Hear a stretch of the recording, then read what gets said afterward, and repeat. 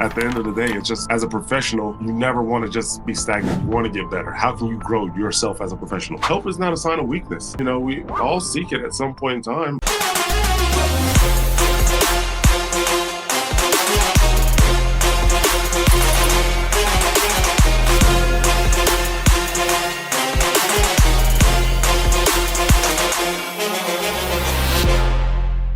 Okay, welcome to another edition of the Journey to Freedom podcast, and I'm Dr. B, your host. And just as we do in this, and in 2024, it has been such an exciting time because I've had the opportunity to just interview some incredible people. And as you know, if you've been following the show, if you haven't subscribed, hit the bell, do whatever the YouTube things that need to happen. But 100 Black men. And we are in the 90s right now. So Dr. Burton are right at that point where I'm going to end up getting my 100 in. We're at the beginning of December in 2024. I'm not sure when you're going to watch this. It might be in 2029. Just to know that I have been blessed beyond measure during this year as a result of these interviews. And, I went to and I think I've told a lot of you this at some point. I went to a trust leadership conference over a little over a year ago, and I was trying to learn about trust and how we show up with trust, and how we as Black men, figure out who we're going to trust, who we're not going to trust. Do we say I ain't trusting you until you prove yourself wrong? How do we do that? So I went to the seminar, and it was so good, so much research, and everything was developing there. But I'm in a room of 400 people, and there's 30 folks of color in the room.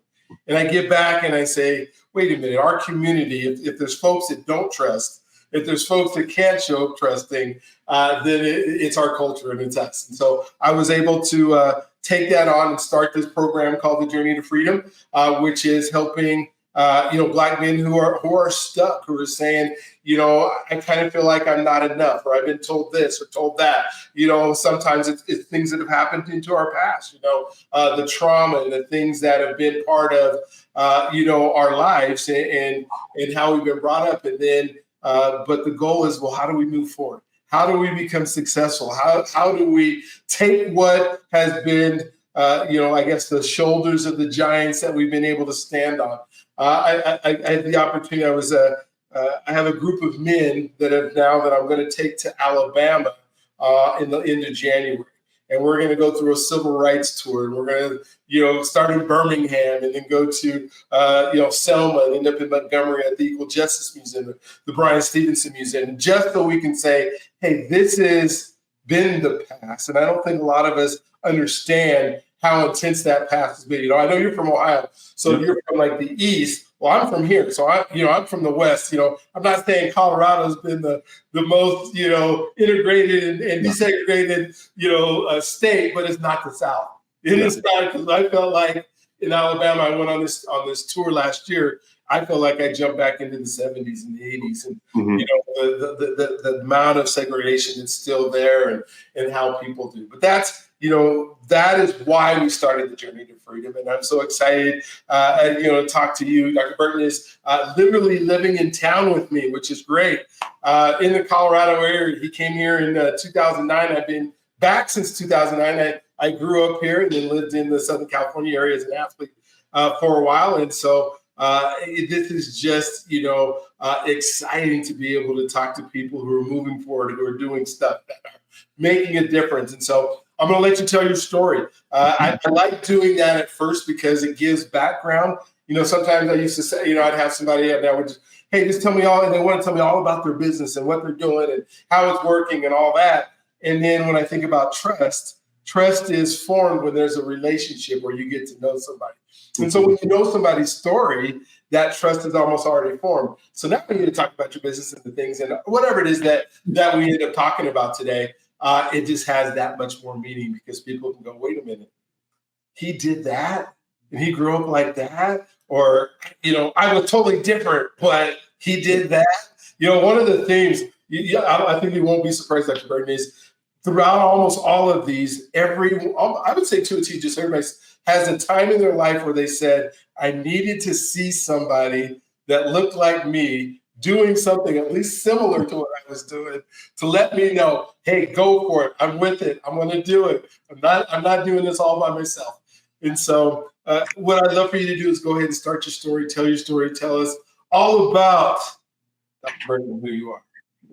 Oh, yes, sir. No, I appreciate it. Thanks for having me on the podcast. This is amazing. I love to hear about the journey, hear about people's stories, their upbringings, because that past kind of develops who we are in the future, right? We are definitely influenced by our past experiences, which is freaking amazing in itself. Life is such a blessing. A little bit about myself. Dr. David Bruton. I'm originally from Dayton, Ohio. Well, born in Kentucky. My parents moved up from Kentucky when I was 6. We're all in Lexington, Kentucky, Winchester, Kentucky. So there's that whole joke, like you can't date anybody in Winchester or Lexington because we're probably related, right? So we we move up to Miamisburg and Centerville, Ohio, and the very suburbs, very, very white. But there was a lot more opportunity. The reason that we moved up there was for opportunity because there was not much in Lexington, and outside of in Winchester and outside of Lexington, outside of UK and UK basketball, what more was there, right? So my parents decided to make that move up north with me and my brother when I was 6, and kind of exposed us to more things, whether it was sports, whether it was different educational groups, baseball ball, different clubs, all these opportunities that they didn't necessarily see in Lexington and Winchester, we were able to see firsthand up in Miamisburg in Centerville, Ohio. Now, with that being said, like I had a lot of trials and tribulations early on.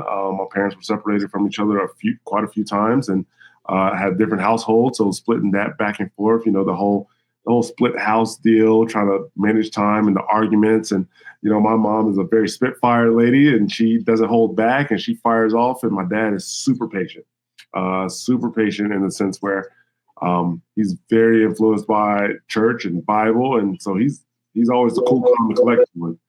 So if I am ever overheated, that's the guy that I talk to because I know he'll be able to bring me down. If I'm looking for somebody to keep fighting and keep riling me up, I'm gonna call my mom.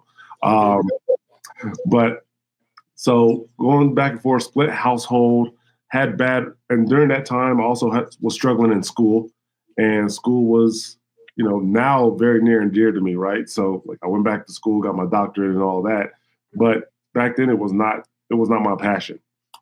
So after one bad report card, my mom whipped me into shape. Yep, she whipped me into shape in the literal sense, and I tightened up there. But going on from there, ended up running track, playing football, playing basketball, and coming to high school, I decided to just stick with track and football.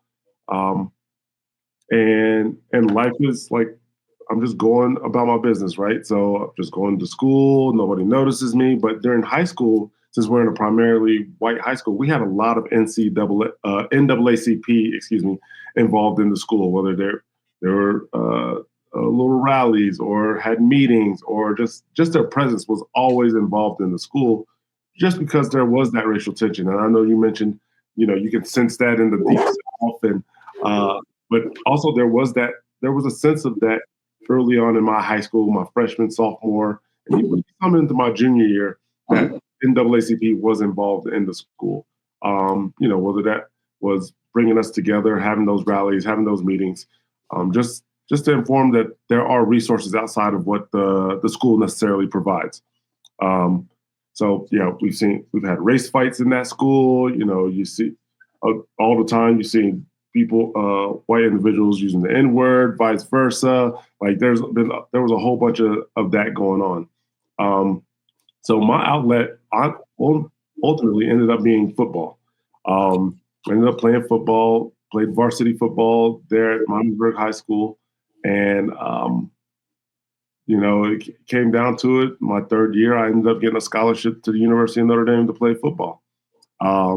So I was very fortunate there, because if I didn't get that scholarship, I don't know if I would have went to school. In all honesty, my parents didn't have that generational wealth. My mom was working at GM. My dad was a truck driver, gone all the time, and as well as that split household until my high school years. So So I got fortunate there to play at the University of Notre Dame. But in that first year, my oldest child was born. So my high school girlfriend was born during my got pregnant during the end of my senior year. He was born in the middle of my freshman season at Notre Dame. So all of a sudden, I'm a young 18-year-old with more responsibility than going to class and going to football. So what do I do there? So you can only imagine the amount of different thoughts swirling in my head, the doubts, the confusion. What the heck do I do at this certain instance at 18? So during that time, I struggled a lot. I was a pre-med major at first. Grades were dropping. I was now a dad. I was also, football's a full-time job, especially at that D1 level and at Notre Dame. So, and then now he's born, I also get a job to help pay for, diapers, formula, all the stuff, right? So I was juggling a lot on my plate. So ultimately the question came down to, do I go back home so I can be more active, more present, and then I have more time to work, or do I stay in school? And ultimately, helps with teammates, coaches, as well as a counselor that I saw for 3 of my 4 years there at Notre Dame, ultimately helped me make that decision to stay in school because it would be better for him in the long run. Mm-hmm. And at the end of the day, it was truly the best decision because in my junior year, I started getting reached out to by agents. And then after my senior season, I was fortunate to be drafted by the Denver Broncos in 2009. So I think it was a very, very good decision to stay in school because who knows how that would have played out there. But that doesn't necessarily mean that it was a smooth journey. There was definitely a lot of bumps and bruises. How do I be a dad when he comes up to school? Trying to find somebody to watch him. Does he come to class with me? All those little things, because I can't just leave him randomly, on his own. He's not a hot teenager there. So he's coming to class with me. I'm carrying him back and forth throughout the quad campus. And, it's cold. So I got him bundled up. I remember every little instance, every little class, from war and politics to Southern politics to theology to all the courses that he would come to sit with me on.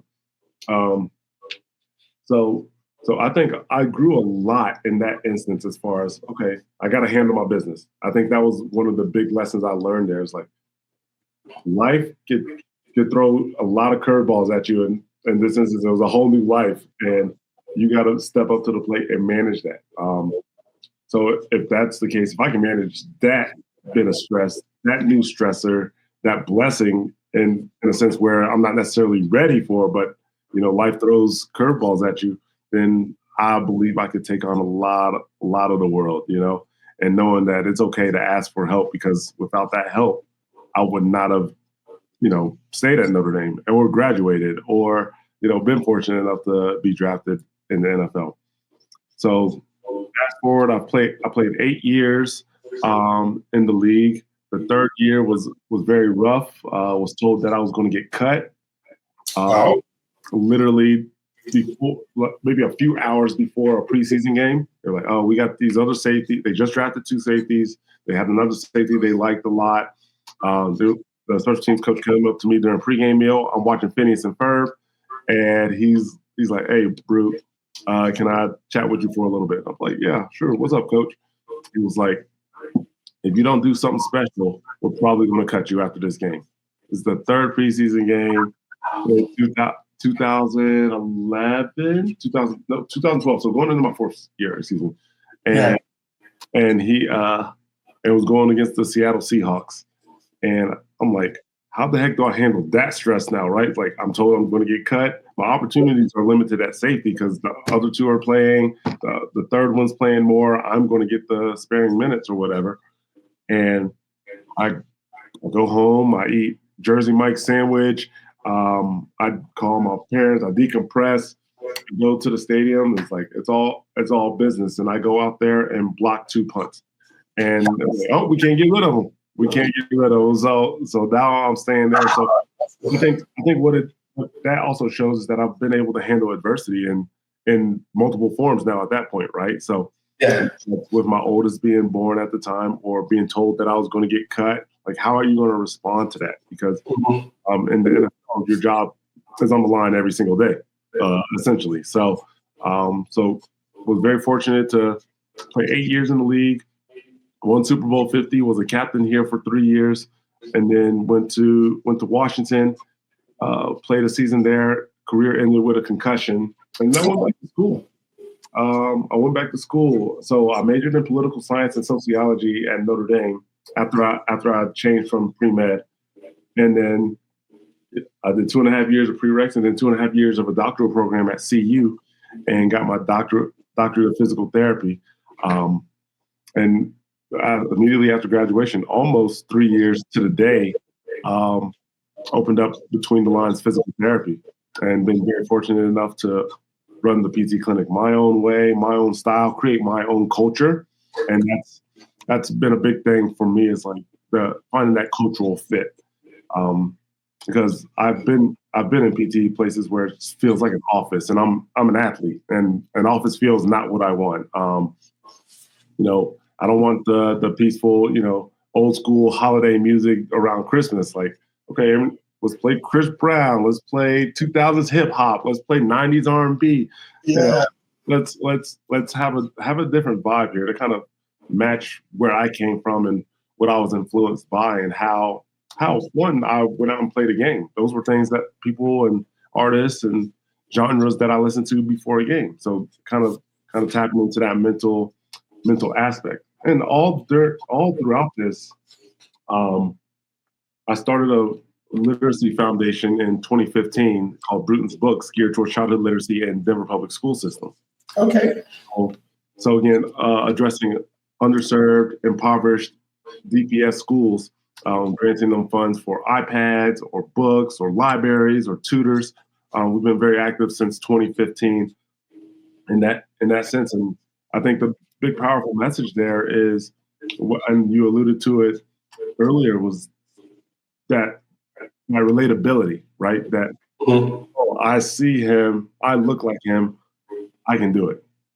Not just he was an athlete, excuse me, not just that he was an athlete, but he's a person of color, and he's more than just an athlete. Right? Yeah. Excuse me. So that's a huge piece. Like, I think without that relatability, is my impact as strong in the DPS school system as if I was a white male or female in those areas. Now, nothing against them, but in the schools in DPS, when they look more like me, or they're brown and they speak a language, or their background's a little different, like, how, like, can you relate to some of the struggles they've been through? Can you relate to, the type of music? Can you appreciate what their language is? Do they feel like they need to appropriate and assimilate their language to meet a certain style? And that's where I like to show a little difference there and step up to the plate for them. So thank you for sharing, because it's so cool to let me put myself back on here. When we think about our lives and the things that we do and how we I was, as you were talking, I was thinking of a gentleman that I just talked to. We did a podcast with him, kind of the similar situations as you, on a D1 scholarship, goes to Florida State. I believe it was Florida State. When you guys watch it back, if I got it wrong, I apologize. But he has a baby at the same time, and his decision is to go back home. And then all the things that he went through, and all the mind things, and didn't pursue and go back, but still ends up with a really good career in life. Mm-hmm. But then to be able to compare and say, okay, and I'm not saying that's what we should do, is spend our time comparing with each other, because that's probably the worst thing that we can do. Yeah, right. Just let you know that the scenario is not unique, mm-hmm. and it doesn't matter which decision you make, you can still be successful. And Absolutely. We'll probably end up, I don't know if I'll do the show, but talk to the guy who didn't make either decision and did something totally different, and then his life just went, right? Yep. And now he's complaining the woulda, shoulda, coulda, mm-hmm. and then admiring somebody as they're in the stands and talking. And it's just so fun to just realize, okay, these are the decisions that are made, and you go for it and you move forward no matter what happens. Absolutely. When we think about identity, one of the things that is so cool about identity is saying, who is it that I can become, and how did I get there? And when you think about the people that shaped your identity, and whether it was coaches or other athletes or people around you or your mom and your dad, your house it seems like it was in and out and in chaos when you were there. And so somehow you created an identity. What allowed you to keep moving forward within that identity that where other folks may not have been able to?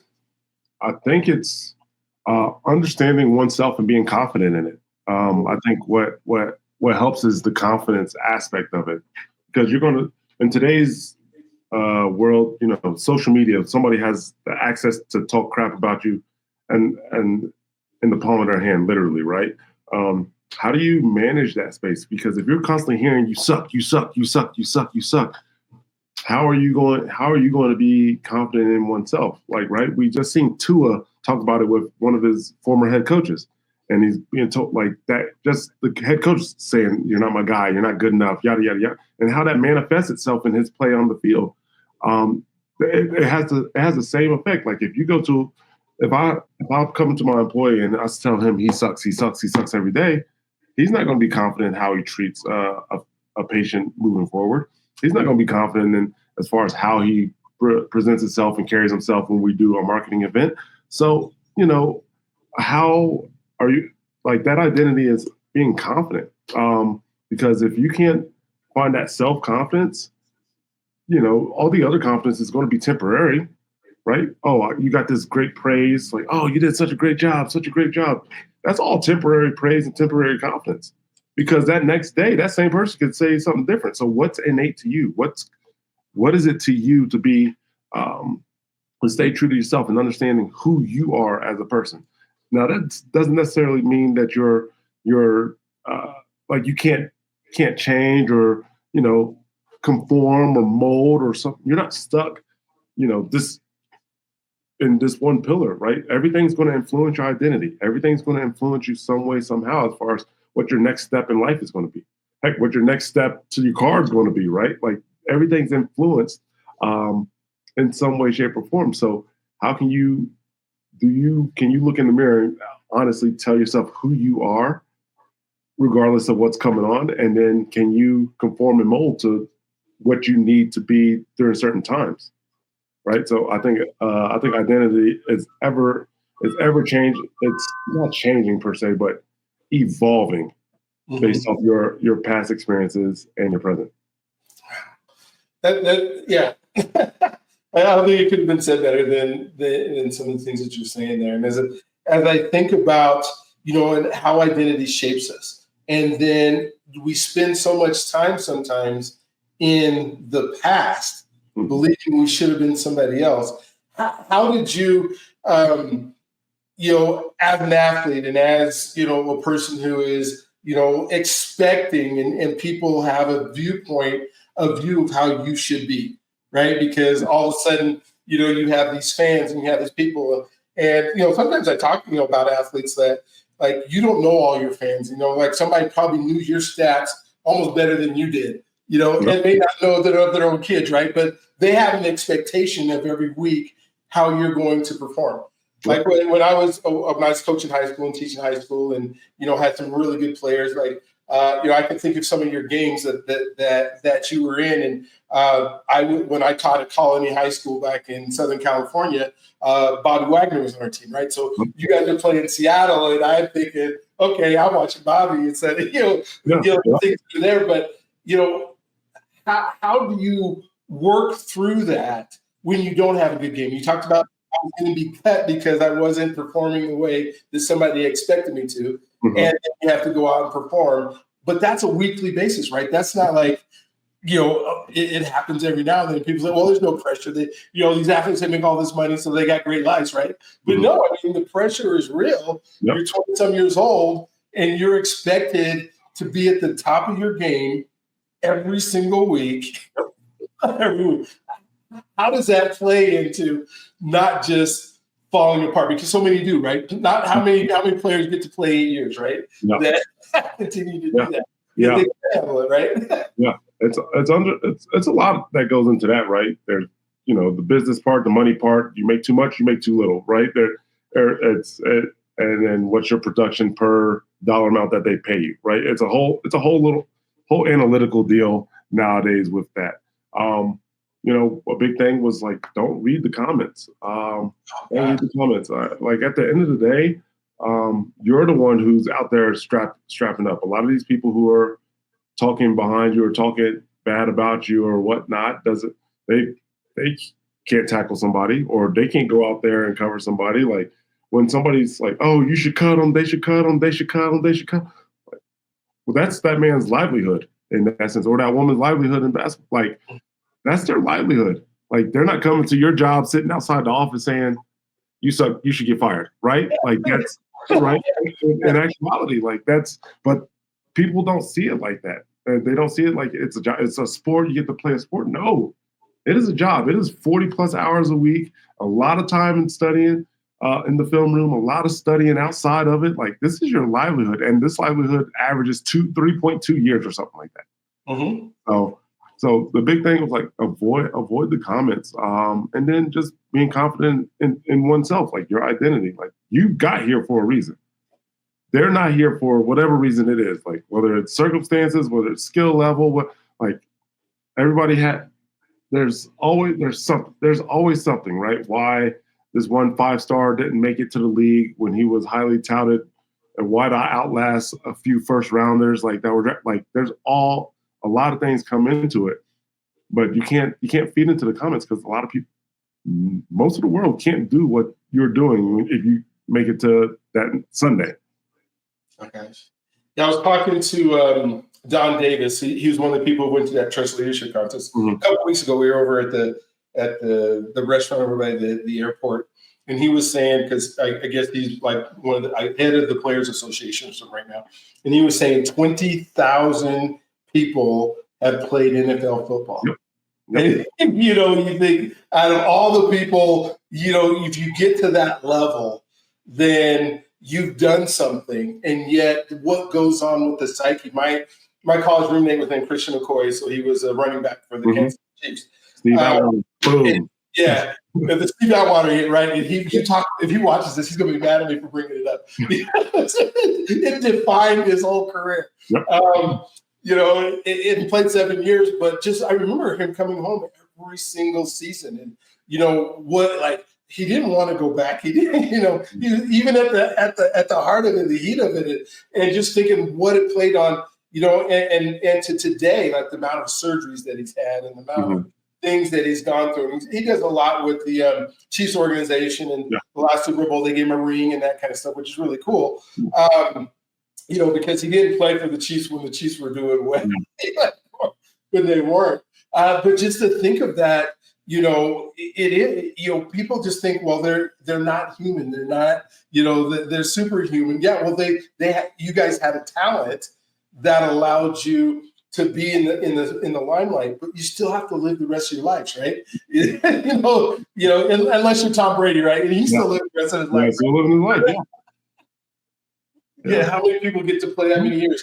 Yeah. So what I want to kind of humanize here or kind of talk about is talk about being a dad, right? Because you said when you were 18, 19 years old, you had your first baby, right? And one of the things that we've talked about a lot in this show is what it means to be a dad, not the how important it is for the kids to have a dad, which is ultimately the most important thing ever. Yeah. But how much it shapes us and who we are to be able to be that dad and take that responsibility and do that providing and that kind of stuff. Yeah. So talk to me about being a dad. Talk to me about the joys, one of the most enjoyable things in life, right?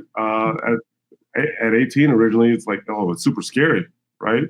Super scary in that sense. But what's great is that each kid has their own little personality. So you got to fit the mold for whatever your child is at their certain age groups, right? Well, my oldest is was at 3 doesn't necessarily mean what my youngest is the same person at 3. Like they're nowhere near. The youngest now at 3 is a spitball. She is going to be a president. She is no bullcrap, like 100%. And my son was very, very cool, calm, collected, genuine, like just super chill. Definitely a different demeanor there. But no matter how tired I am, it's a superpower in a sense where I have a long day at work. I come home, I play. Like we play, we bond, we cuddle, we all these different things, depending on what the kid needs. And I'll put work aside, and then unless I pass out with the little one, I get back to work after they're all to bed, and start typing up my notes and get ready to do it again. It's amazing to see, because the fruits of your labor, right? Like what are these kids going to become when they're older? What passions are they going to have? And you get to see little bits of yourself in them, and you see them create their own identity, and then you're just there to motivate them and coach them and pick them up, and be hard on them when they need to be hard on. And there's a lot to it, and it's hard to really answer that question and give it true justice, because that's tough. I think being a dad and being able to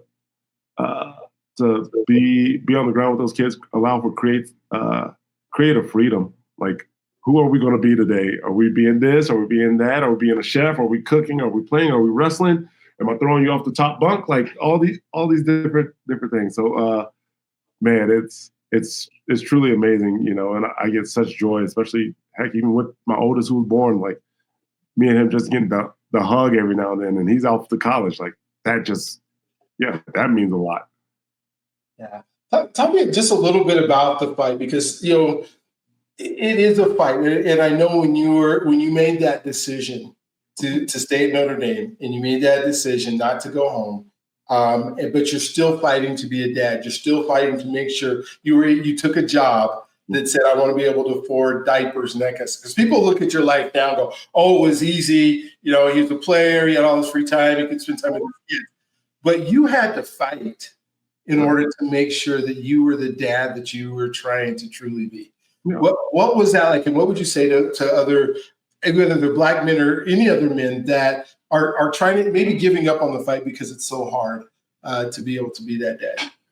Man, just seek help. Help is not a sign of weakness. We all seek it at some point in time, and it can be ultimately liberating and a guiding force in that sense, because it could be a new space for you, right? It was a new space for me. First time being a dad, like, oh crap, like now I got the battle on the football field, battle in the classroom, and now I got this mental space that I'm battling with myself as well. Like, do I stay? Do I go? Do I stay? Do I go? Oh man, I messed up. All these, like, all doubts start creeping in. So it's not just a fight on the outside, like to provide, but internally, you're fighting too. You're fighting what's in your heart. You're fighting what's in your head. A lot of people would say you should go home. Like I heard that a lot of times, and then that's the immediate gratification. Like, cool, yeah, I'm there. I think what also plays a role in my decision to stay was I was only a 4-hour drive, so I could get there. My parents could get there, get them up there, and vice versa. So that played a role in my decision as well. And then, 4 years down the line, like what's 4 years down the line? Like, obviously we didn't foresee a 2009 recession coming, but ultimately I'm coming from Notre Dame, a big network. I'll have an opportunity to be successful outside of football, if football doesn't work out. And that wasn't never my dream, but if football never worked out, I would have a network to fall upon to still be in that position to provide. So that fight, that fight is real, because there's a lot of self-doubt and a lot of learning, and a lot of parents feel that you should get everything right the first time. Mm-hmm. I don't even get stuff right the second time, third time, fourth time, like because every kid's different.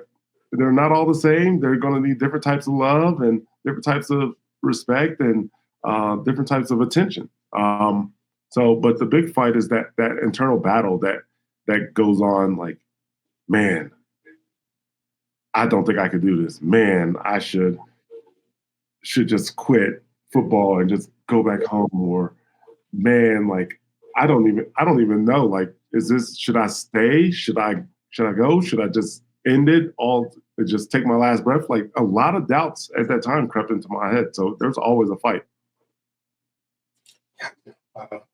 Thank you for sharing that, because I think it's, so many people are just ready, whether it's, a mom that's trying to prevent you, or, the last guy that I was comparing, that had the same show, he talked about child support and how the system just tries everything. They don't care what you're going through, what you're doing. We're going to do whatever we got to do. Take your license, do all kind of stuff. But he was willing to fight through it. And so when we think about spike, I said, what is there, 6 billion people on the planet, 20,000 of them have played, professional NFL football. You were in the top point, whatever percent of people in the world. But to stay there and do that, so many people want to be in that top percent. But I don't know if so many people are willing to work at it. I mean, let's take talent aside. I mean, obviously you have to be talented in whatever you do to be able to. But what does that work ethic look like? If you were to tell somebody, whatever you're doing, whether you're doing physical therapy or you're doing, you're a teacher or you're a gardener or whatever it is, to be the top and be the best, what are some of those things, work ethic wise or thought process wise, that people have to be willing to go through in order to be at the top? I think if you're not getting better, you're getting worse. I think there's no way to stay the same, right? I think every day is a chance for growth. And if you're not willing to take the necessary steps to grow, to get better, to empower yourself, are you really truly being a professional? Are you really truly giving yourself the best opportunity to be successful?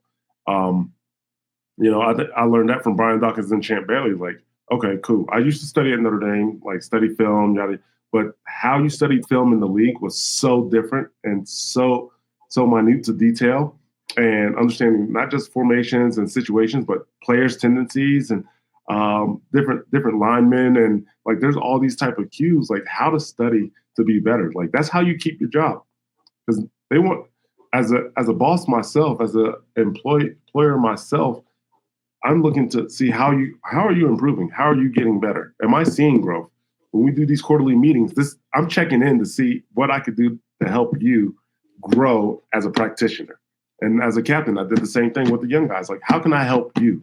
How can I help you grow? These are things that I did when I was early on in my career that helped me get to this point right now. Studying, knowing this, ask questions. Like, I think in a sense, like it's professionalism. At the end of the day, it's just, as a professional, you never want to just be stagnant. You want to get better. How can you grow yourself as a professional? Wow. I mean, so when you think about, the studying and the things that you did to be able to do it, and then now taking that into your next career, your next life. So many, I've interviewed lots of players and a lot of athletes and, folks that struggled after they left. With identity, with who they are, with who they're defined as.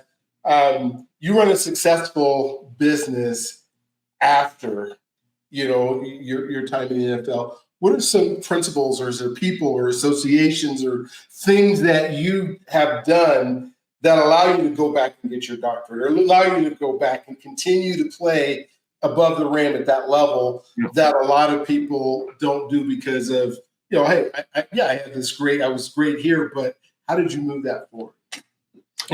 I think it's about being humble. Like, we all know that sports comes to an end eventually, and there was that identity piece, right? Like, I didn't want to be stuck in that identity crisis where I don't know what to do with myself. I don't know what to do with my life. How do I move forward? So essentially, before I even officially retired, I got back into school immediately, and the NFL offered, scholarships and educational programs and stuff like that we essentially can take advantage of to improve whatever it is that we are seeking for. It could be a trade school, vocational school, doctoral program, bachelor's program, anything. So there was always that opportunity right there. But I think a big thing was just having the the support around me to embark on that journey, right? Because it's a whole different journey. And that first semester back into school, taking those science prereqs were rough. C's, D's at midterm, I was like, oh, I don't know if I could be a PT. Like it was mind blowing. And then, getting the right help from saw another counselor, getting help from classmates, meeting with professors, like relearning how to learn, because I had that last concussion. So everything was changing. I had 6 in the league. So I used to be a guy who could see stuff and retain that information. It wasn't necessarily the same after that last concussion. So I utilized physical therapy, do concussion rehab. I did neurofeedback. I sought help from professors. I did a lot to help myself be successful and kind of evolve my learning technique to be willing to go back to school and stick to it and stick through it. That's cool. So when you think about your going through it, and you mentioned the word support, people that support you. You brought that up several times about being around people. How important are relationships and associations, no matter what your walk of life is, no matter what you're trying to? You said we got to move forward, right? You're not looking for somebody who's spending their time in the past. And we all know somebody, you go to the barbershop and you're living in the past, right? So, a lot of them, and some of them are good. What do those relationships mean to you, or how have they supported you, and how have you sought them out through your time? I think that, there's that NFL brotherhood, right? Creating that support. There's a support system there with the NFL Trust, and as well as the NFLPA, as well as former teammates here. So making sure you're not burning any bridges, right? All these opportunities, all these people you meet are potential opportunities, whether it's a business, whether that's for a future job, whether that is just building a network of friends or whatever the case may be.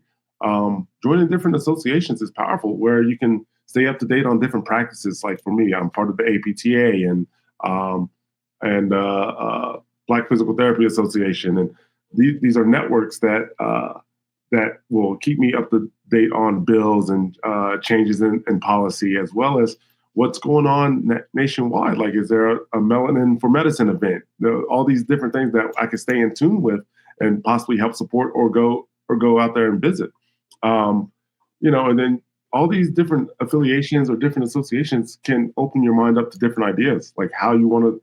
Can you do a business startup, right? I did an entrepreneurial class because I had a connection that introduced me to it. Like I didn't take any business courses at Notre Dame or like that. So while I was studying PT school, I took a business entrepreneurial course as well as studying for boards, and the youngest was born and all that stuff. So I did everything because I had a network, I had support, I had the access to different trains of thought, different diversities of thought that helped open my mind and open my eyes to different possibilities. Cool.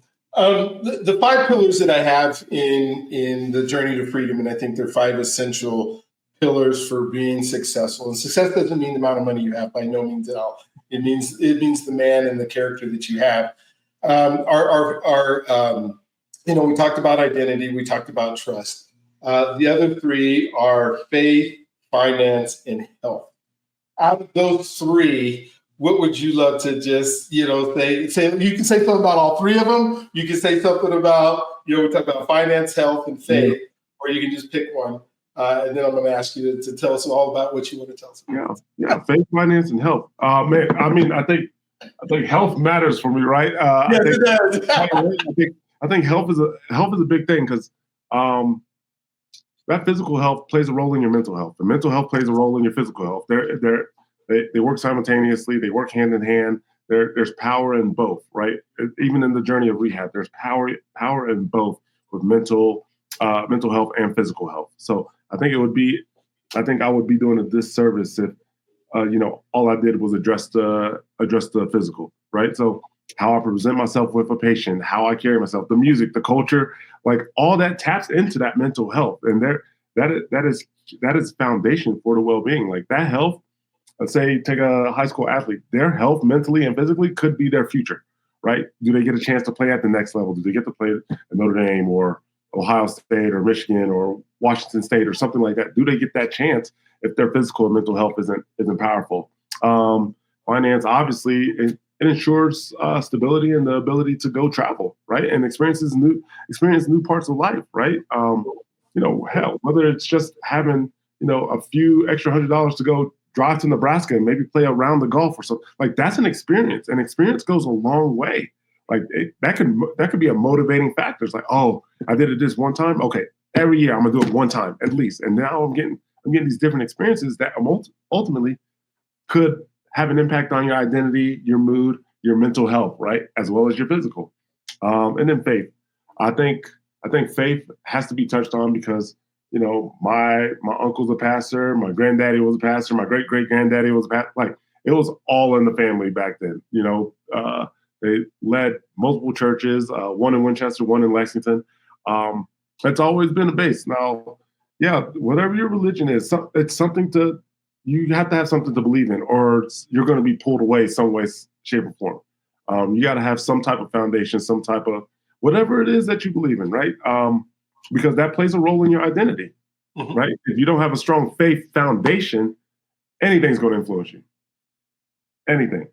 So those are some strong pillars. I love all those pillars right there. Wow. Is it possible, and just to piggyback on one of those, is it possible to have poor mental health and have good physical health, or opposite, have good physical health and have poor mental health? Is it possible, or do they have to have? It is possible. It is possible, but eventually it's going to rear its ugly head. Like we can only sustain for so long, right? It's like, think about sleep. Oh, I operate on 3 hours of sleep, 3 hours of sleep, 3 hours of sleep, 3 hours of sleep. At some point in time, boom, you're going to be sleeping for 12, 13, 14 hours. You're not going to be able to keep that up. So it's going to rear its ugly head at some point. Yeah, there's been times that I've played a game and I'm not in the great headspace. Sorry about that. Next door's dog. I've been in that situation plenty of times, but how can I get out of it with that support, that help, or our sports psychologist, someone, what's going to help me get out of that terrible mental state funk? And then, your physical health, like we hear it all the time. Exercise is going to set the mood for the day, right? It's exercise, releases endorphins and cortisol and all these different hormones, that dopamine, that help you feel better about yourself. So at some point in time, if you're not working out, you're going to feel down about yourself, whether that's, oh man, I don't have motivation. I'm down. Or you look in the mirror, you don't like how you look in the mirror, right? There's all these different things. Like it could be an internal factor and an external factor. Something's going to drop kick you in the butt and hopefully get you in gear. So yeah, I believe it's possible, but at some point in time, the thing is going to teeter and break one way, and you're going to have to try to fight your way out of it. Yeah, and it's okay to go see somebody, right? I mean, because if the average age of Black men is 72, we want to beat that. I definitely want to beat that. And then I think of, all the mental health and the food and the choices we put into our body that doesn't nourish our body. And then, we feel bad, and then we can't think straight. But we act like we're going to solve it all ourselves. Like, I'm going to be able to do this by myself. I mean, please let people know it is okay to seek professional help. Yeah, for sure. You have to. You got to get past that, right? You got to get past that stigma, that negative stigma with it. Why won't we go to the doctor? What is that about? Why do we say, they don't tell me that? Well, probably because, especially as Black individuals, the trust in the healthcare system, right? Yes. You have your whole Tuskegee project and all that stuff. Like, so there's the trust in it, or the lack of health literacy behind it, right? So there's a lot of that that we have to break. We have to break that stigma because there are Black professionals who believe in the healthcare system to a certain extent and want to help provide not just care but also education for future care. Yeah. Well, and then, you think about even like the other day. For me, I was moving something or doing something, climbing up on a ladder, and I tweaked something, and and you don't realize when your body is not working the way it's supposed to, or even close to it, like you're hurting, how much it plays not only on your mental health, but your ability to do things. And I was thinking, oh my gosh, if I don't go find somebody or something Yep. And I don't want to just self-medicate. I don't want to just go grab, as much and mask the pain or whatever. I need to actually go get it taken care of so that I can now function at that level. You think of that, we've been talking about the top 20%ers or the top 1%ers to be able to do that. But you can't function that way when you're not, your body's not working right. Nope.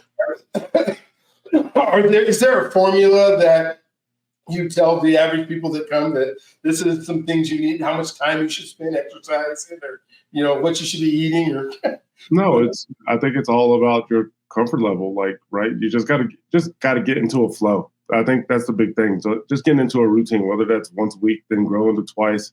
The problem where you see people fall off is if they try to do 4 or 5 times a week, and it's like, oh, I can't. I'm super sore. I can't maintain this. My body's not used to this. Yada yada yada. Then I quit. So. The power of consistency, right? Of making sure you start out and do stuff and then build towards it, not just everything at once. As we're kind of winding down, what are some things that we didn't talk about in today's podcast that you would love to just share with folks? And after this, I'm going to have to jump off. My patient just walked in the door. Okay. So, one thing that I would like to share, man, and we've reiterated it over and over and over again to ask for that help, whether that is that physical or mental help. There's no harm in that, and that you can be empowered by it. You can grow from it. You can kind of set yourself up for success moving forward by being willing to ask for help. I mean, we asked for help in school, right? We asked for help, from our parents when we were younger, right? We asked for help as an athlete from our coach or from a teammate. Like, why can't we keep doing that throughout life? So I that's always been a big thing for me, especially when an athlete comes onto my table or somebody's like, how are you doing mentally? Like, you had a terrible knee injury. How are you doing mentally? Right? Like, how's that affect you going forward? Like, yes, I've been there. Like that whole relatability piece. I broke my leg a month before the Super Bowl. So I didn't get to play in the Super Bowl that we won. So I know what it's like to be down in the dumps and looking for something to outsource. So just ask for help. Well, thank you for being part of the show. Thank you for coming on and being willing to spend the time with us, Dr. Burton. It has been a pleasure. I hope people will go back, take notes, listen to what you're saying. It's not all the time you get to talk to somebody who knows how to live above the rim. And when you can take those clues, and success leaves clues, right? And you just heard a whole lot of clues of what you can do. One of them just being ask for help when you need it. Don't try to do this by yourself. And so go ahead and subscribe, hit the like button, whatever it is that you got to do to be able to watch many of these shows. I will look forward to talking to you the next time. Thank you for being part of the show, and we'll look forward to seeing everybody later.